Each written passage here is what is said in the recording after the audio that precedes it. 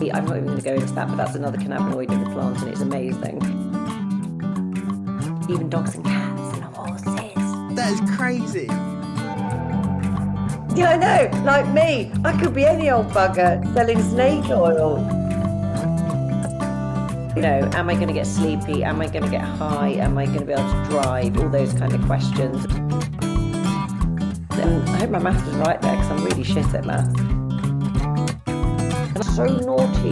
Look how naughty she is. Crazy thoughts at a stupid o'clock in the morning. Oh. What? That doesn't make any sense. Welcome back to the Not Quite Pod. Today we've got Kate with us. Kate, do you just quickly want to introduce yourself and let everyone know a bit about yourself? Yeah, I'm Kate Henderson and I run The Tonic, which is a CBD brand. We started about 6 years ago, and we started because a friend of mine, she was the co-creator of the brand. Her brother had MS, and one of the few things that would actually help him with his symptoms, which was mostly kind of muscle spasms, which eventually got worse and worse. He was in a wheelchair for sort of the last few years of his life, and could literally only move from his neck up. The only thing that would help was cannabis, and they had to teach his mum, who was a lovely old lady in her 70s, to skin up, to actually go to the local dealer, which is obviously terrifying because Yep. you don't want to be caught doing something illegal. Yep. But I witnessed it myself. As soon as he took one toke of the spliff, his spasms were reduced to the point where his eyes, that used to wobble about a lot, he could focus, and he regained focus in seconds. And once he did that, he could see you, he could communicate better, you know, he'd smile, and it was just an immediate sense of relief. And that was many moons ago, but then we learned obviously about CBD, and that was kind of the initial inspiration to start The Tonic. So we got on with you know, looking for the best growers and suppliers to create the best ethical products. We're based in Hebden Bridge in West Yorkshire, which is very beautiful. We do like nature, so we're very much inspired by it living here. And we do have a little shop. It kind of accidentally turned into a shop. We're web-based initially, but so many people were curious about it and wanted to see us and talk to us face-to-face, which again I think is something lacking in the industry. And so yes, what was our kind of Tonic HQ is now kind of a bit of a shop and a consultation space, so people just pop in all the time and have cups of tea and a chat. So yeah, that's a bit about me. I love that because, like, one of the big things that I found when I first discovered CBD was, like, it's a bit of a minefield. You don't really know what you're looking at. You don't know what's involved, how you take it. Like, especially with, I found, like, my CBD I take orally. It's the droplets on the tongue every day. That to me was really weird initially. I was like, how can this help? And it was the whole discussion of, it's going to take a little while to get into your system. It's not going to be an instant hit. But no one was there to sort of guide you through it. Purely at that time, it was just me Googling about and seeing what I could find. Yeah, absolutely. Well, it's great that you've experienced it, because then you can talk about it firsthand. And yes, it's one of those things. It's not like, you know, oh, ibuprofen, take one or two a day, it's going to do the same thing for everybody. It's not like that. It is different for everybody. It might affect somebody within, you know, 20 minutes, half an hour of it being in your bloodstream. It might take people 3 weeks before their endocannabinoid system wakes up and goes, oh, great, we've got some CBD coming in. So, yeah, you've also got to navigate a lot of businesses. I mean, it just went crazy. We thought, yeah, we're one of the first. And then suddenly it's like, oh, no, we're not. There's about 800 other brands that have just suddenly popped up. So, you know, you're having to navigate which company is reliable, which products are best, what's the dosage, what do I need, you know, for what I am taking it for. Because one of the other things is the fact that it can work on so many different levels that, again, it's very difficult to say how much is right for you. You know, Definitely. And I think as well, it's the different types. There's so many different types of it. You can have it in teas, oils, oral, It's every you can any form you can imagine That's you it. can Stick a get. black one. Yeah, it's crazy. It's but then also like you said, there's so many benefits. And one of the questions I wanted to ask you was because there is so much information out there and so many different types of products that use CBD. What would your advice be to someone possibly looking into using CBD? Obviously, it really depends on what they're using it for, I would imagine. But in terms of, I think there's a lot of fear going into CBD because everyone kind of sees it as the traditional cannabis route, although it's completely different. Yeah, what would you say to that? I would say if you are trying CBD for the first time, I think the first thing to do is to find the right product. And there's a few things involved with that. I think researching a reliable supplier, somebody you trust, and it's good to look at reviews and see what other people are saying about it. And you might find if you're part of like an online community, you might find that within that community you could ask and you might get lots of people that come back with their experiences and recommendations. So I think that's always great because you can't always trust the reviews. They might have paid someone in India to write loads for them. So yeah, definitely research where you're getting it from. I think make sure they're a trustworthy brand. I think also allowing yourself to get an understanding of the differences between the different types of quality. So you've just mentioned the different formulas, but I think quality first. So it's like a 3-tier thing. So you have top of the tier is what's called full spectrum. So this is CBD that is made from the entire plant, tip to root. And this is the hemp plant, by the way. It ain't going to get you stoned. It doesn't matter how much you take. It's great for making fabric for t-shirts. Our byproduct goes into the buildings trade to make insulation. You could smoke a field full and you probably just feel a bit bleh, rather than meh. So I think knowing full spectrum is the best quality. So it's not been filtered. It literally is. It's like cold pressed, like olive oil. They use high pressure and low temperatures, which is called the CO2 method, and you will get the most clean, kind of pure form with full spectrum, which means you get greater efficacy. It's full of all the goodness, all the good compounds that are in there. The next level down is broad spectrum. So quite often it's made from parts of the plant rather than the whole plant, and it may have been filtered to make sure there's no THC. Because even though it's made from hemp in the UK, it will have tiny amounts of THC, but it's trace amounts. Again, it won't show up on a drugs test or anything. So then you get broad spectrum, and quite often you'll notice with the colour as well. So full spectrum will be very, very dark. Broad spectrum will not be so dark. And then at the bottom of the tier, and not saying it's not good, it will still do something, but you get what's called CBD isolate, and it's also called pure because it is just the one cannabinoid. So the plant contains lots. But isolate will be, you can isolate any compound from a plant, and they've isolated cannabidiol, which is the most prevalent cannabinoid in the plant. And when you extract it, it ends up like a white powder. It sounds really dodgy. It's not. But it means that it's actually water soluble. So normal oils, the oil compounds, you try and mix oil and water, it doesn't mix. Yeah. And I'll get onto that, how you take it in a bit and why you do that whole under the tongue thing.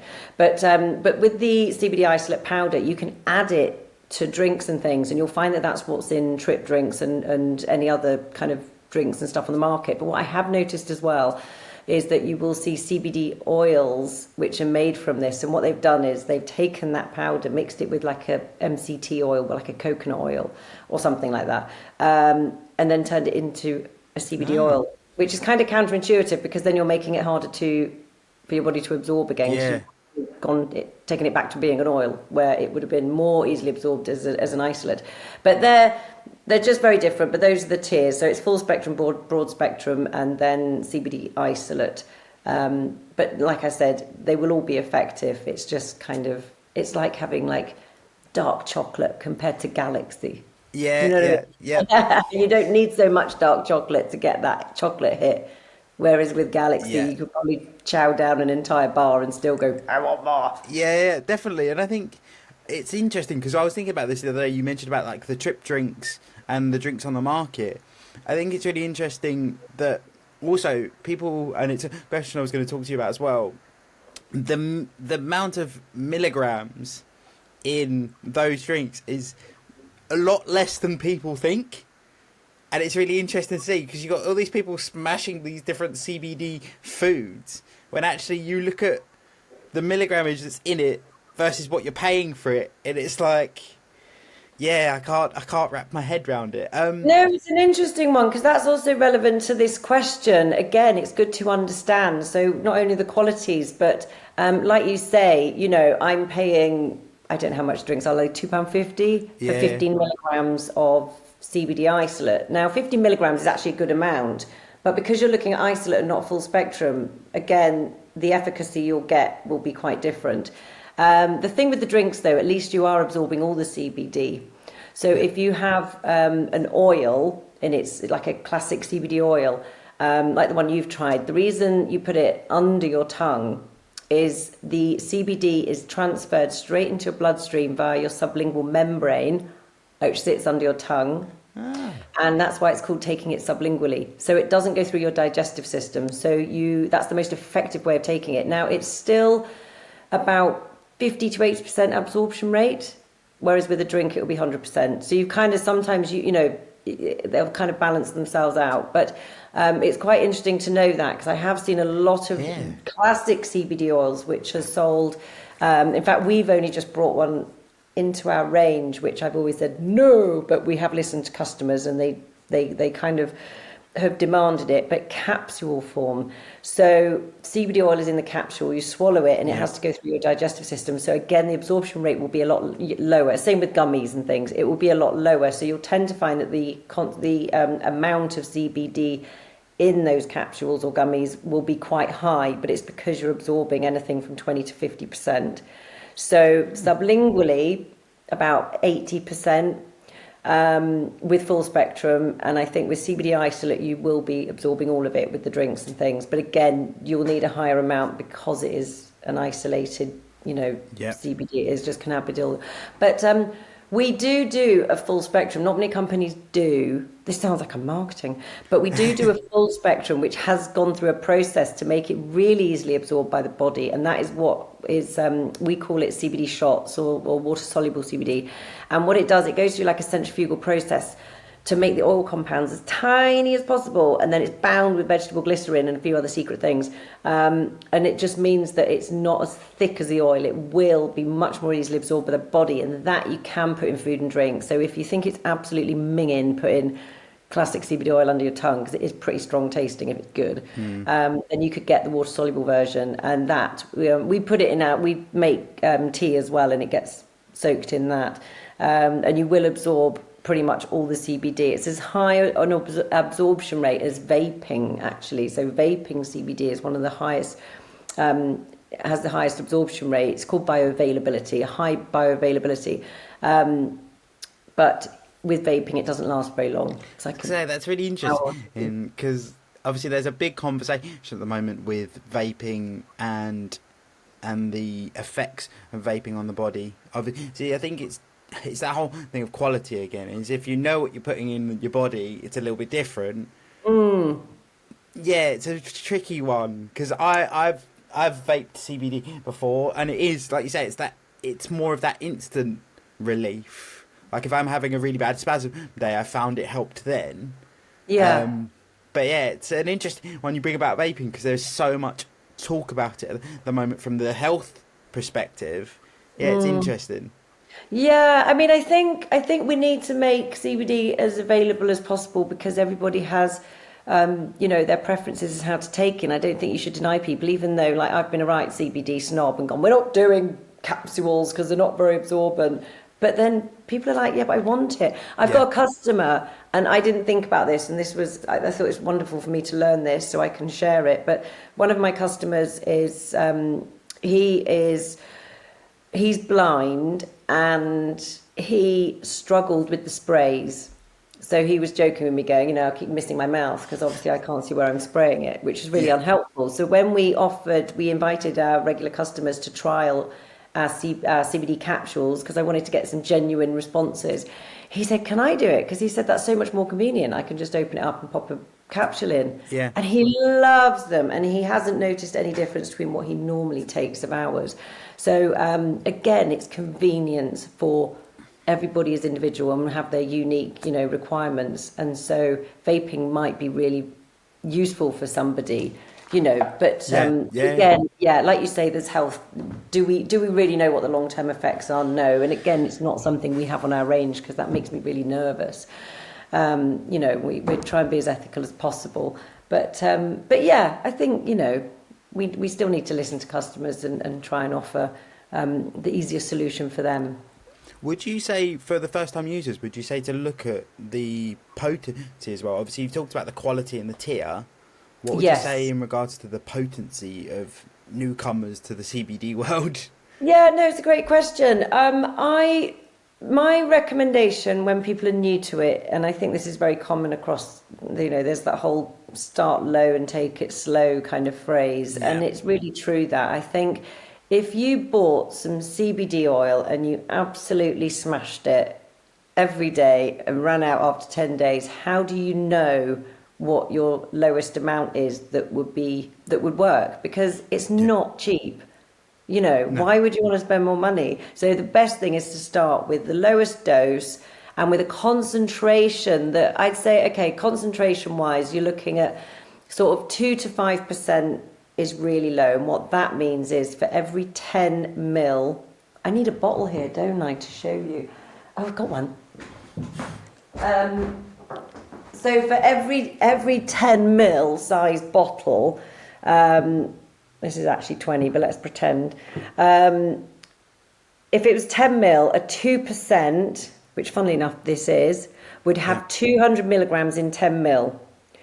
A 4% would have 400 milligrams in 10 mil, 8% 800 milligrams in 10 mil. When you then double the size of the bottle, so this is a 20 mil, we've put 400 milligrams in that 20 mil. So it's still 200 milligrams for every 10 mil. So it remains a 2%, which is why we always have the percentage, because you can be a little duped by some products where they give you a big fat bottle and they go, it's got 500 milligrams of CBD in it. And it's like, great bargain. But the concentration of 500 milligrams in a 50 mil would be like 1%. It's nothing. I hope my maths was right there because I'm really shit at maths. Can I swear? Yes, you can. Yes, you can. You're going to have to edit up out of this because I am normally a real sweary man. Oh, don't worry, I am too. So that's concentration-wise. It's great to see if you can work out the percentage because then you know what you're getting. The other thing that you can check to know what dosage you're getting is usually it will tell you on the side how much per pipette or spray. So, for example, our 4% spray chucks out 6 milligrams in a spray just because it's like 3 drops worth. So it's always worth knowing. So I'd say low concentration to start off with, anything, 2 to 5. We do a water soluble, which is a 4%. That's probably the lowest. We do a CBG. I'm not even going to go into that, but that's another cannabinoid in the plant and it's amazing. That's a 3%. So, if you're worried, you could start with something low. Mid-strength, you're looking at anything kind of around, we do an 8%.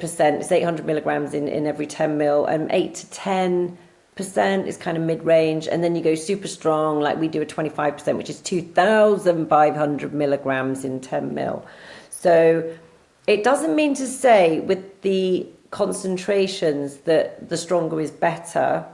Yep. It might just mean it's more cost effective. It might mean that if you need to take a higher dose for your needs, you don't have to, with a 2%, you'd be filling your gob full of oil to get a good sort of 50 milligrams dose. Yep. Whereas if it's really, really strong, you just need 3 drops, for example. So again, you're making it more easily for your body to absorb if you're taking it sublingually. So it's, some people think, strong is better. It's like, well, yeah, but, if you might get like our 25% is really expensive. It's like 139 quid for a 10 ml bottle. Whoa. But there's 212 milligram doses in that. which works out about 62p a dose, and 12 to 24 milligrams for most people for general well-being is enough, Yeah. as a daily dose. So if that's going to last you 100 to 200 days, that's not that bad. No. So that's the only difference really in concentrations. The other thing is, how much do you need per dose? Like I said, 12 to 24 is a good, range. And I think start with anything from like 6 to 12, maybe for a week, every day. And then you can see, right, is it working? No, right, let's increase it and do that. So definitely start low and just take it slow. You might want to top and tail the day if you're taking it orally, if it's a capsule or a spray. And then another useful thing for newbies is make a little diary. It doesn't have to be like, what's the name? Helen Keller's. It doesn't need to be really deep. You just write down what you had, what your dosage was, right? I had one spray, which was 12 milligrams, and I had it in the morning, and throughout the day, I felt fucking amazing and had great focus. Yeah. Or it didn't do anything, But just make a note of what you've had, and how you feel, and then And the final bit of advice for newbies is if you've been on it for a few weeks and you go, I don't even know what it's doing. Is it even working? Give it a break. Just stop taking it for a few days. Yeah. And then you will know, because quite often, because it's really subtle in its effects, you might think it's doing absolutely bugger all. And then you stop taking it and you go, oh, bloody hell, my knee's hurting again. Yeah. Oh, my sleep's been shit. Oh, I've got really angry and lost my rag in Tesco's, and do you know what I mean? And then you go, oh, it is doing something. Okay, I'll get back on it. My big one's sleep. So the big thing that CBD helped me with, like I started taking it because of my disability and the cramps and everything else. And then one thing because of a hyperactive brain and want to do 200 things at once, 11 p.m. seems to be the wise idea that my brain goes, right, let's pick a new idea now. So CBD helped me quieten that part of me and get into a normal sleep routine, really. Yeah. It works in a couple of ways. So shall I bang on about how it works? Yeah, one thing I wanted to quickly touch on a point that you mentioned earlier, because I wanted to ask for myself as well. Yeah. I don't actually know this. Does CBD work in the same way caffeine does, of your body kind of builds a tolerance for it? Does that make sense? Yeah. No. Answer's No, no. it doesn't. Oh, okay. There you go. I learned something. Because I was like, I wonder if it does. Because I've been taking it now. Oh, I suppose in on and off probably about 4 or 5 years now. Yeah. So yeah, that's. But it help? But it does help you. It helps with your Yeah. sleep and your crazy thoughts at a stupid o'clock in the morning. Oh, yeah, that is it's very useful for that. Why are your thoughts always dark at like 3 in the morning as well? It like you're the happiest person all day long, and at 3 in the morning you're like, and your thoughts, Yeah. why? Yeah. Where does this demon come from? So it's an interesting one. So yeah, that's a good prompt. I will very quickly and easily explain how it works, and then you can better understand why it's doing what it's doing.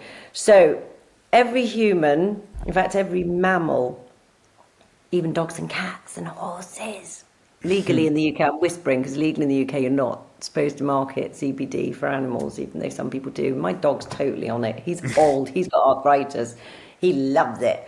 But I'm not telling people to buy it for their animals. But anyway, all mammals have what is called an endocannabinoid system. It was only discovered in the early 90s, which is why CBD is quite a new kind of concept. But cannabis itself has been used medically for thousands of years.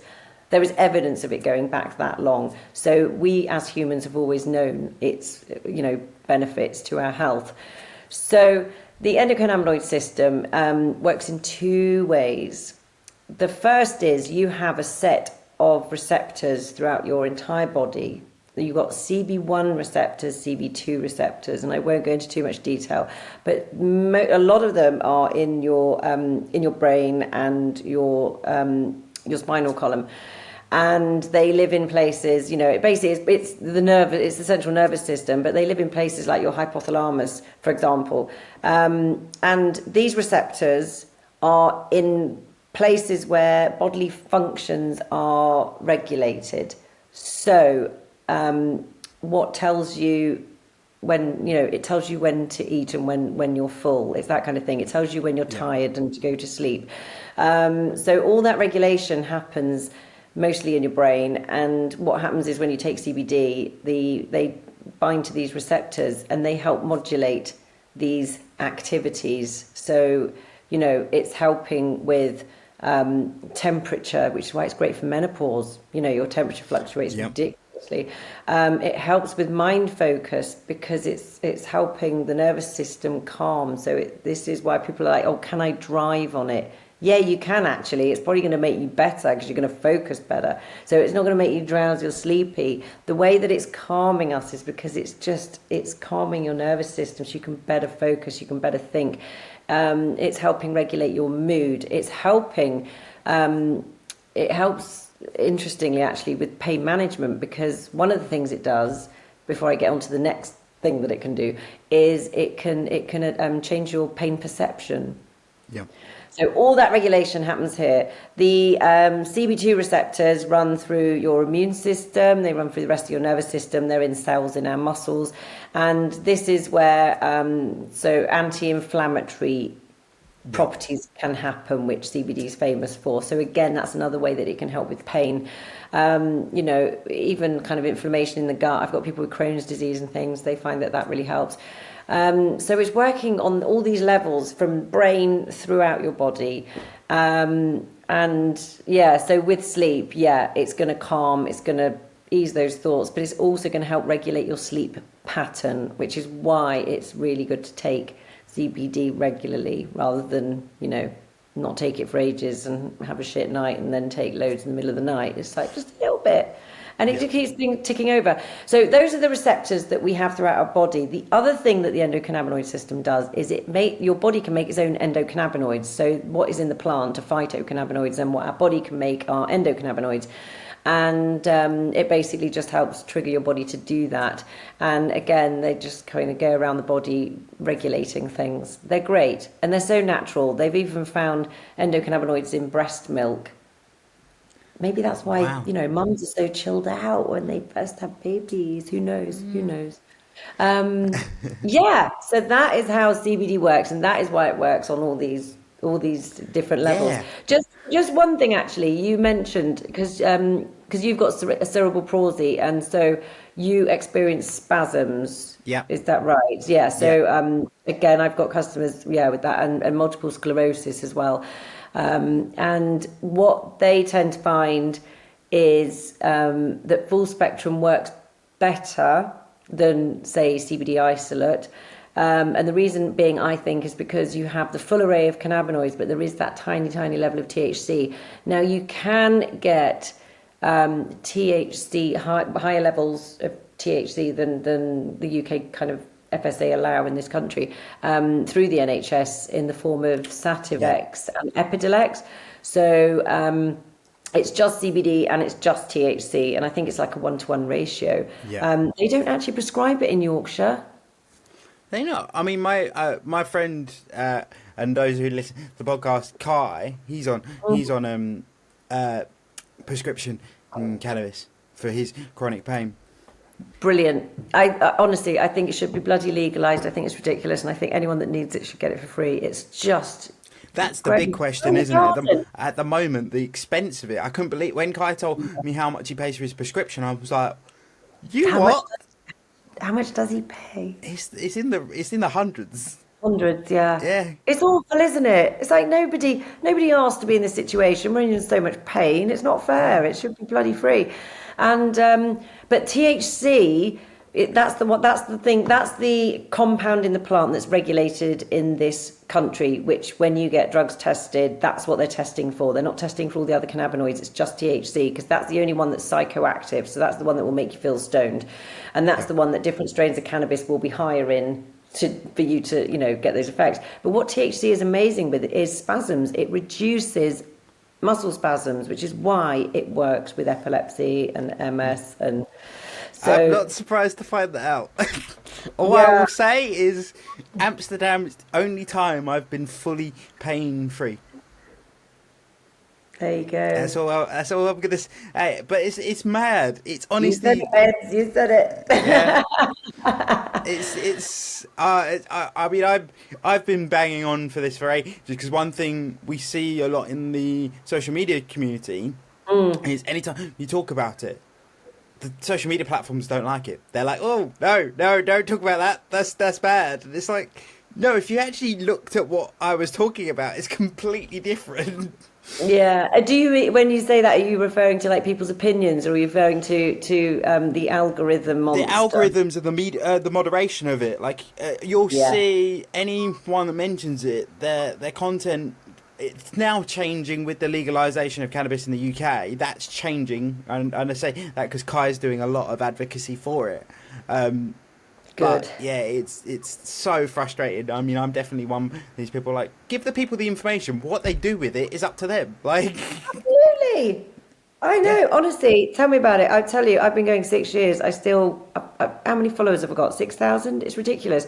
It's like nobody sees my content. no, I mean, and we communicate with everybody through newsletters. That's the best way because it's straight into people's inboxes, and they know it's us. But yeah, on social media, I mean, we're not allowed to advertise on social media. So when you see sponsored ads, because they've gone round sneaky round the back door. ah, They're not they're not doing it yeah, from their actual websites or Facebook, yeah. Wow, So they don't make it easy. They really don't. There's so many restrictions. Sorry, that noise is the dog coming down the stairs. that's all right. Hello, Monty. He's up at the table. Hello. Yeah, so it's very frustrating. Yeah. And this comes down to actually, about regulation in this country because it needs sorting out It seriously. is changing just very slowly. I think that's the big issue. Is the change is happening extremely slowly, and also it's interesting because it's a lot of like two camps. It's very much you're either very for or very against. It's really weird. I think it's down to the government, if I'm Yeah, honest. I think they're too scared. I think they're too scared of losing votes if they start talking positively about cannabis, you know. but the data's there. That's the bit I don't get. I'm like, the Yeah. information's right in front of you. The evidence is there and it's a natural plant. And I think you might find that the people that restrict, I'm going to get political. That's all Um, right. Go for it. I think because it's something, I mean, it's not called weed for no reason. It grows very quickly and very easily, and I don't think that there are certain people in pharmaceutical companies that like the fact that people could be very much healing themselves or at least managing their symptoms with something for free that they could, grow Yeah, themselves, yeah. I think, maybe. yeah, that's when we're stepping into a dangerous line. Not a dangerous line because it's natural. I think this is the bit that always I come back to is surely either growing something yourself so you know what's going on, or getting it from a medical professional is better than some dude on the street. Yeah, I know. Like me, I could be any old bugger selling snake oil. Um, but no, you're completely right. I think God, I grow vegetables in my garden. I know exactly how they've been grown and where they've come from, what treatment they've had. With that, I mean pesticides, not how I Yeah. spoke to them or slapped them around the face. That but yeah, you're completely right, but even obviously medically, yeah, we trust things have gone through all the tests they need to and they have to, Yeah. but why can't they just make this more available?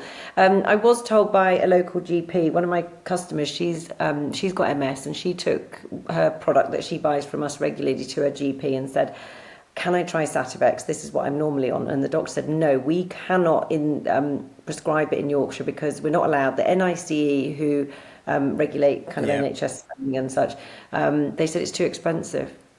So anyway, they compared my product to Sativex, and mine was 4 times stronger in CBD and 4 times cheaper than the pharmaceutical company charges the NHS. That's insane. But then that doesn't surprise me because I always say if you stick a disabled badge on anything, the price goes up 4 times. Really? It's like honestly, well, to put it into context, how much do you reckon your average?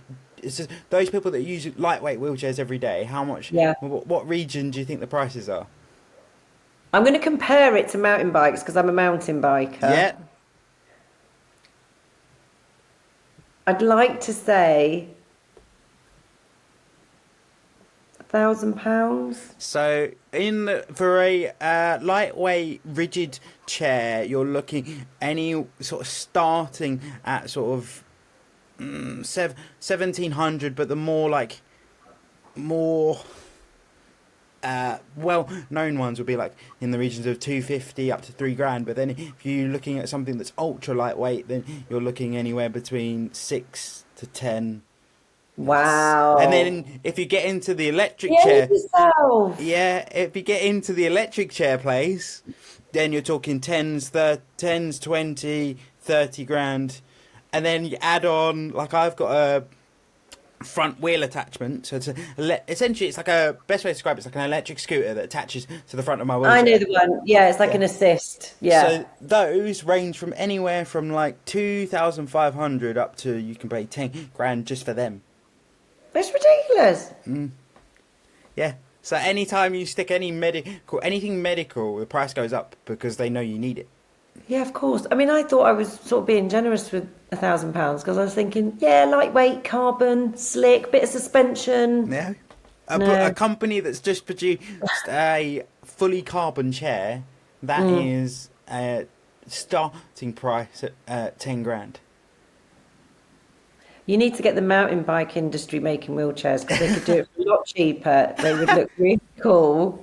Just imagine. I can You see could it do bunny now. hops over curbs. Come on. Yeah, I can see it now. Uh, I mean, it's that whole thing of it's if you need it. If you actually need yeah. it and you require it, you're a captive audience, and Yes. that's Yes. what we see with the chronic ill community when it comes to CBD and cannabis. Is they need it, so they're like, oh, we can make an extra buck here. It's crazy.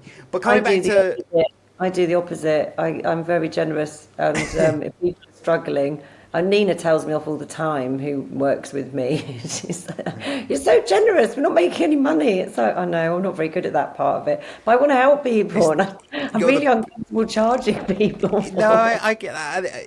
You're like I think it's when you can see the benefits of something.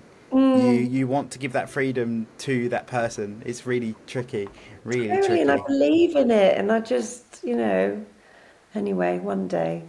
One day we'll all. One day I think we'll get to a better space than we are now. I think we've seen it with Germany legalizing it now. Yeah. Amsterdam's been doing it for a while, although they're thinking of changing that. But I think that's just been ruined by tourists. Hands up, I've been one of them tourists. That's fine. Like Yeah, I think it's me, just me too. Who didn't have a chocolate brownie? yeah. I think it's just that whole thing of not taking it too far. That's particularly in British culture. That's very much what we do. We take things too The far. thing is, but I mean, you compare it to alcohol. Alcohol does so much damage, and I'm not just talking on your physical body. I'm talking about how people behave on it. How many people end up in A&E on a Friday and Saturday night because of it? How many people are abused because of it? It's so dangerous. I mean, if everybody just went out on a Friday night and had a spliff or a gummy, they'd all be like super chilled. Can't be Yeah, asked to have a fight. Who can be yeah, bothered? yeah. No, It's hypocritical, isn't it? That yeah. and they could legalize it and obviously make sure that everything on the market is safe because there's a lot of weed out there that is skunk. A friend of mine works in mental health in Bradford, men's mental health, and it's a big Asian population there, and they're finding that a lot of the young Asian lads, particularly, are getting their hands on it's basically skunk that comes in from Pakistan, and it's some of it they've tested of 95% THC, and so they're seeing a Whoa. lot of young lads with psychosis that can then lead to schizophrenia. Some people really get on with it and it's fine, but a lot of people don't. And they don't realise how dangerous it is when you get those really, really high levels of THC in your system regularly. It's not like the olden days. Weed used to be completely different strains and nowhere near the same THC levels. And now it's dangerous. And if it was legalised, it could be controlled. And then you would know what you're buying. It's like in America, some of the states there, it's amazing. California, if you go in the shops, it's really sophisticated. You know, the way that it's presented and sold and managed, and therefore it's a lot safer. Yeah, that's always been what I've said. Sorry, No, go on. some of the skunk they tested had been soaked in heroin because it makes it more Wow. addictive. So they had traces of heroin on quite a lot of the batches they Oh, were wow. testing. Yeah, that's what I mean. I just don't get why they won't take control of it. Because if you take control of it, then you can control what people get. Exactly. It'd be so much safer. But you can say that about all drugs then, because people aren't going to stop taking drugs. It will always happen, you know. And so you may as well make it a safe space, you Yeah. know. I mean, we're seeing Really. it as well because there's been a big jump in the. I can't think of the word. What's the bloody word? Like mushrooms and stuff. I can't think of the word for them. It's gonna. Adaptogenics. Yeah. Adaptogenics, Oh, you mean like hallucinogenics. yeah, like magic mushrooms, liberty Yeah, caps. there's been Yeah. a lot of research into that, and like Oh God, showing yeah. massive benefits of that as well. And it's Absolutely. I probably shouldn't tell you this, but I'm going to, sod it. Magic mushrooms grow on the fields around here because there's a lot of south-facing fields where sheep are grazing, and they're the kind of they like growing there. I'm a forager, but I forage, to cook. But anyway, it's totally illegal to pick mushrooms because, as in magic mushrooms, because once you pick them, essentially you've kind of processed them. yeah, But I have people that I know who, one of them in particular, she's bipolar, and she will microdose. So when it's the season, if I'm yeah, out with the dog, put them in a poo bag, not with poo in it.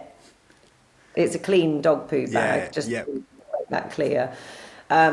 Anyway, and she takes one every morning, and her mood is so much more balanced and it's more lifted because she suffers depression with the bipolar. yeah, And honestly, it's just transformed her because she's on a lot of medication yeah, and it just means that she can lower that meds and take something totally natural that, a sheep might have pooed on it, but that's probably the worst thing that's happened to it.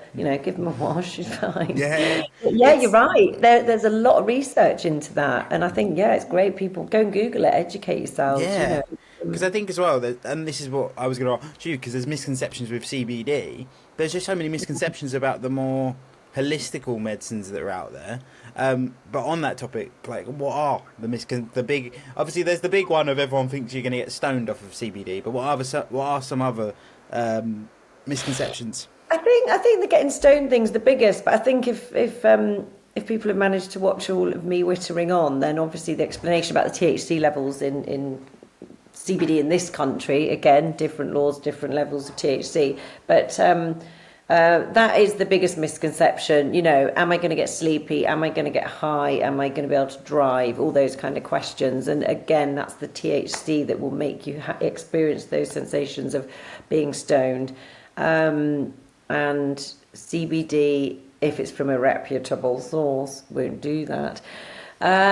I think that probably is the only misconception, purely because it's related to, to cannabis and our preconceptions of cannabis. I think there is another one, which is a lot of people think it's a placebo.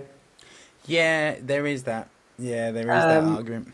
I think there's a lot of evidence out there to prove that it does work, which is Yeah. why it's a bit of a contentious, I think the worrying thing for me is because people always jump on opportunity. So I reckon there definitely are some companies out there that if you actually tested what's in the bottle, nah. I Yeah. think you're right. I know that. So the industry, when it kind of really kicked off here, there were a few companies that tried to kind of act as a governing body, that we were like trades association. We were a member of one for years, but the sad thing is they worked so hard to help regulate the industry. They were a great source of information and help for people setting up brands, or needing insurance, needing a bank account, needing a merchant to process online payments, because all these things are very, very restricted in the CBD world, because everyone sees it as a high risk product. There were a few of them that did a really, really good job, but they never actually got taken up by the government. So it was quite frustrating, actually. I can't remember the point. What was your question? My question was the what are some misconceptions around CBD, and we were talking about the fact that a lot of them, people think it's the placebo effect, but I think there is an element of truth to that because of the of the potency of what you're actually taking, if that makes sense. That's it. Sorry, right. That's where I was going with it. So, a couple of these trades association groups did actually do some random testing, and at the time, my cat's plucking my sofa. I'm going to kill her. At the time, she's so naughty. Look how naughty she is. You're definitely going to make the thumbnail now. Yeah. Yeah. So, how many did they test? I think it's about 70 different products. And a lot of them then you couldn't sell through Amazon at the time. I think now you can get a few brands on Amazon. I personally, I bloody wouldn't. Amazon and eBay, no. But anyway, a lot of them were from Amazon and eBay and brands that nobody knew. But they did a while anyway. So 70% didn't have the amount of CBD in that was advertised on the label. Crazy hard. That's a lot higher than I thought it was going to be. 20% didn't have any in at all. And I even had customers. I've got this amazing little liquid, which is I don't even know what it is, but anyway, you can drop it onto CBD, and the higher the CBD content, the more purple it goes. It's like when you're in science class. That's really cool. Yeah, that's it's really cool. So it's not like an accurate science. I can't tell you how much is in it, but at least you know it's present, and the stronger it is, the darker the purple will go. And I've had customers come in, and do you know what? It's usually the customers in their later years that get duped. It's really awful, because again, like you're talking about, vulnerable communities, and when you get old, it's, especially with technology as it is these days and whatnot, they really do take advantage. And anyway, she came in and she bought what she thought was CBD oil and was sold to her as CBD oil in a health food shop, and it cost her about £70 for this little bottle. And I tested it, and there was no CBD in it at all. It was basically just hemp seed oil. Oh no! Oh, that's horrible. That is. It's so awful. Oh. It's so, isn't it?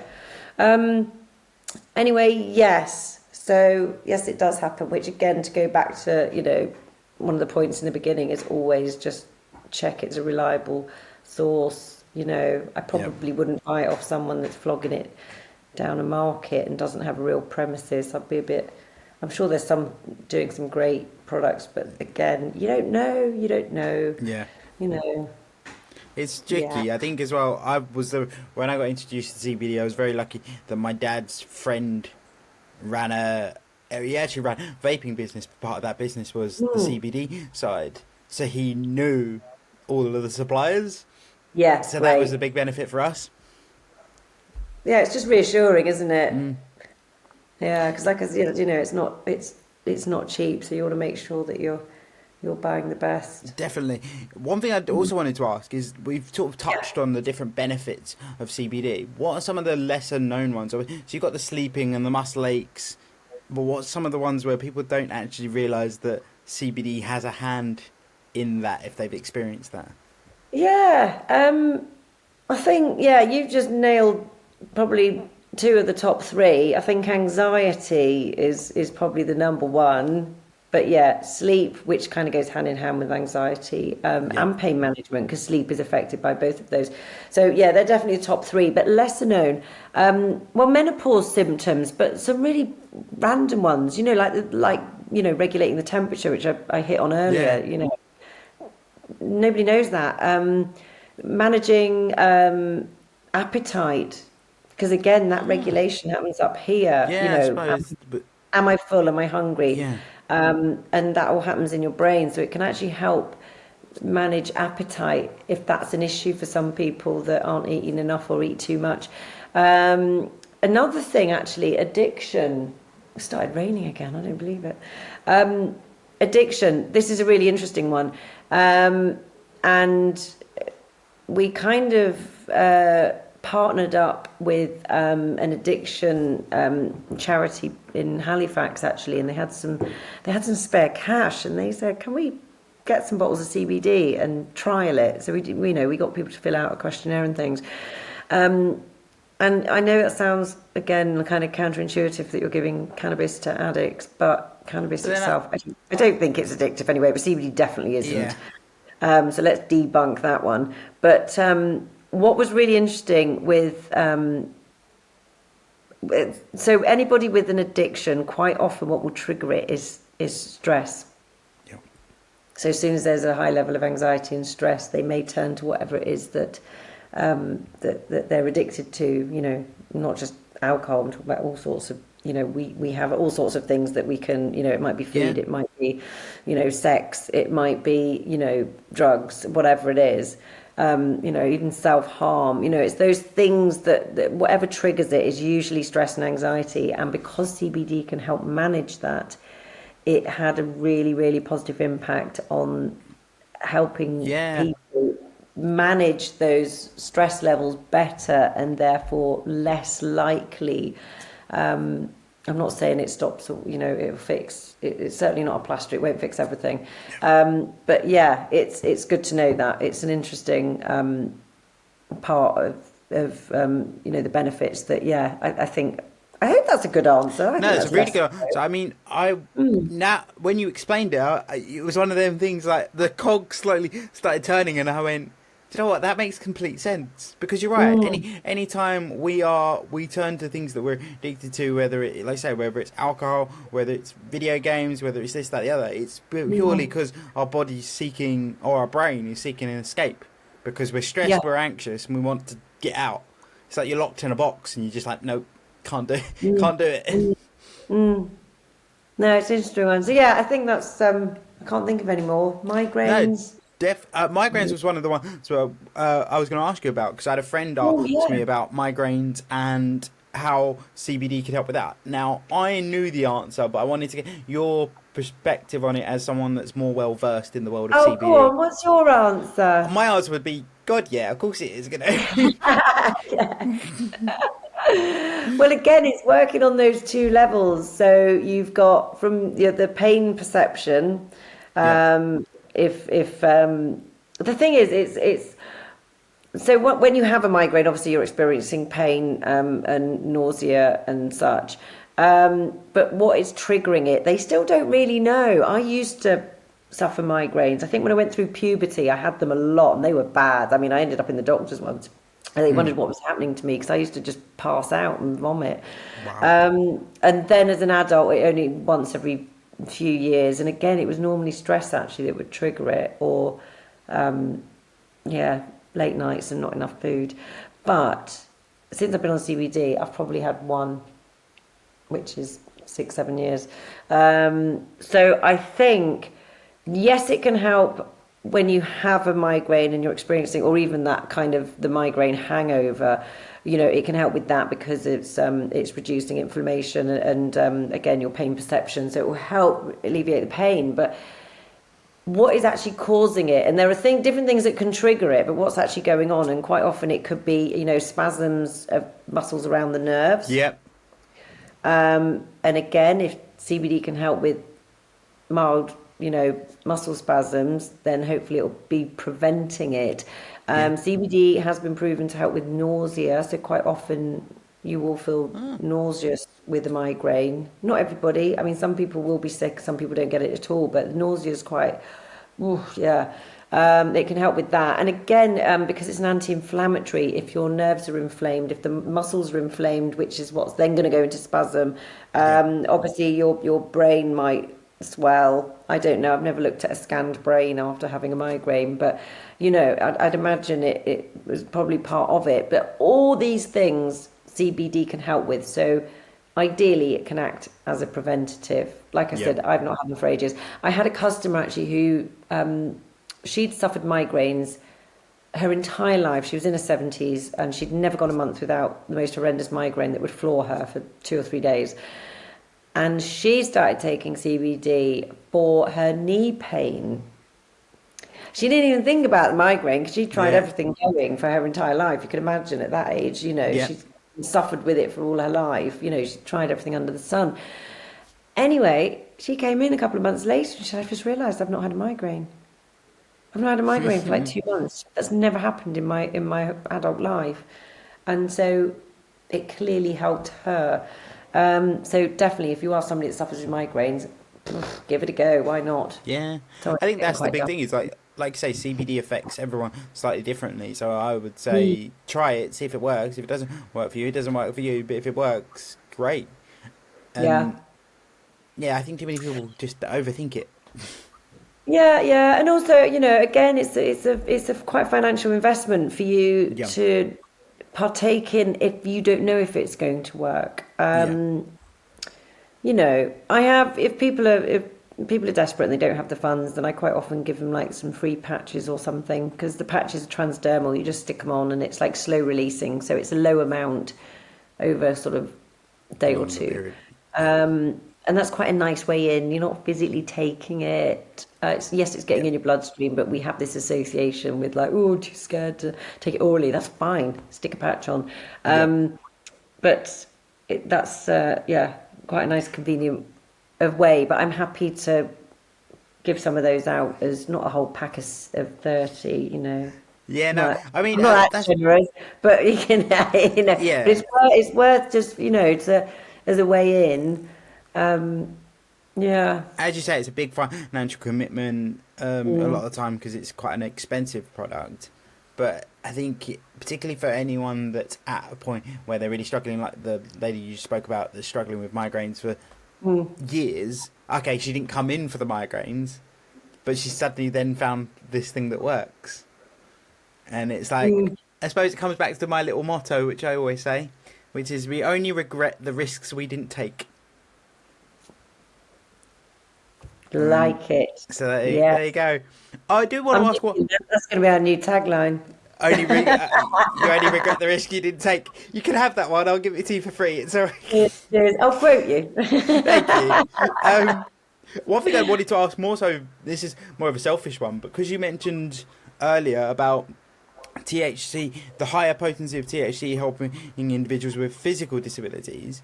Is Mm. there, on the anxiety front, has there been any evidence to say which tier helps, or is it just a general anxiety? Any tier of CBD will help anxiety to an extent. Absolutely, yeah. Get any old cannabinoid in your system. You can look at the reviews on Trip and stuff. People are definitely benefiting from it, of course, and that's just CBD isolates. It's just the one cannabinoid. So yeah, I think any cannabinoid, any phytocannabinoid from the plant, how you're taking it, any in your system is better than none, if it's your bag. But yeah, definitely, because it will definitely be triggering your endocannabinoid system and doing something. But my thing is just trying to get people to save money, and so getting a better quality means you can manage on a lot less, Yeah.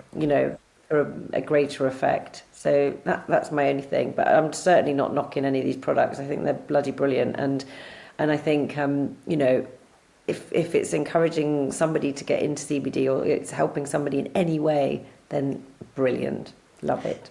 I love it. And last question is: Yes. we spoke about earlier. We spoke about earlier. We spoke about vaping and that being a more of an instant relief when it comes to CBD. Is there any other forms that are a bit more instant rather than the longer form taking? If I don't even know Yeah, the right. no, I know what you mean. Yeah, so vaping and our water soluble full spectrum, which is a 4 and an 8%, two different strengths. You won't really find many of those on the market. I only know a couple of companies that can do it. They are definitely the quickest Okay. getting into your system. But when I say that, I'm talking like 20 minutes, half an hour, a bit more instant, I think, with vaping. But with normal CBD oil taken sublingually, that is in your bloodstream in about half an hour. So it's only like a difference of 10 minutes, Yeah. an hour max. If you ingest it with capsules, gummies, things like that, then you'll probably it's got to do a bit more work, hasn't it? It's got to get Yeah. through all your wibbly wobbly intestines and things and stomach and whatnot. You're looking at probably a couple of hours for it to be in your bloodstream. Amazing. What else? Yeah, and I mentioned the patches that you stick Yeah. on. That would probably be, again, I think, probably in your bloodstream. I'm no scientist, but probably like half an hour. Most people normally notice, probably an hour, but that is slow releasing. So if you take it orally, whether that's under your tongue or you eat it, the effects will probably be like 6, 8 hours. It depends how Yeah. fast metabolism and everything else, whether you've eaten, whether you haven't.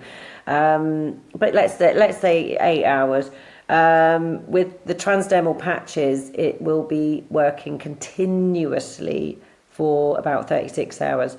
But with any CBD, you will notice the effects carry on, even if it's kind of worked its way through your Yeah. bloodstream. It will carry on because your own endocannabinoid system is doing its thing. So it's kind of like, it's like kickstarting a car.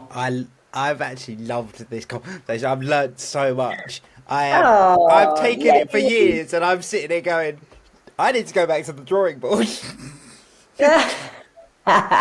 You need to come to me, babes. Yeah. So my last question, which I ask every guest that comes onto the pod, which is, what's one piece of politically correctness that you really strongly agree with or disagree with? Yeah, interesting. I'm going to keep it CBD related, because that's the topic. But when it comes down to the industry as it is, we've already discussed legalization of it, so I think you understand where I stand on Yeah. that. But check this out.